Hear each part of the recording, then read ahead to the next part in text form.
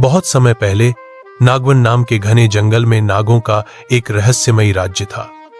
उस राज्य की सबसे कीमती चीज थी एक चमचमाती नागमणि, जो न सिर्फ उजाला देती थी बल्कि समय से आगे का सच भी दिखा सकती थी। उसमें इतनी चमत्कारी शक्तियां थीं, माना जाता था कि अगर कोई सच्चे दिल से नागमणि को देख तो उसे भविष्य की एक झलक दिखाई देती है। लेकिन अगर कोई लालच या छल से मणि को छूने की कोशिश करे तो वह मणि उसे माया जाल में फंसा देती है। एक दिन दो दोस्त आरव और तारा, जो कि पास के ही गांव से थे, खेलते खेलते वो जंगल के पास एक पत्थरों से ढकी गुप्त गुफा के पास पहुंचे।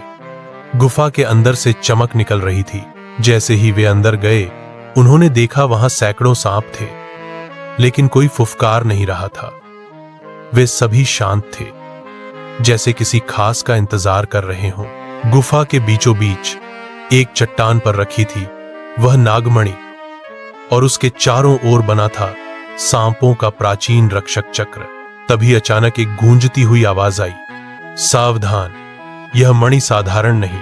और गुफा के अंधेरे में उभरा एक नीला प्रकाश। वहां खड़े थे नागराज वासुकी, जो हवा में तैरते हुए बच्चों के पास आए और पूछो, तुम दोनों कहां से आए हो और इस गुफा के बारे में तुम्हें कैसे पता चला? फिर बच्चों ने कहा, हम तो जंगल में खेल रहे, अचानक एक आवाज सुनाई दी। हमने उस आवाज का पीछा किया और यहां पहुंचे।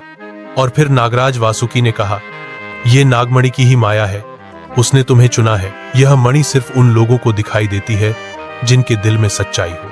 लेकिन तभी अचानक से गुफा की दीवारों में हलचल होती है और चारों ओर काले धुएं जैसा कुछ भर जाता है और एक छाया प्रकट हुई। वो था ब्रह्मदत्त। अब क्या ब्रह्मदत्त नागमणि को अपने साथ ले जा पाएंगे?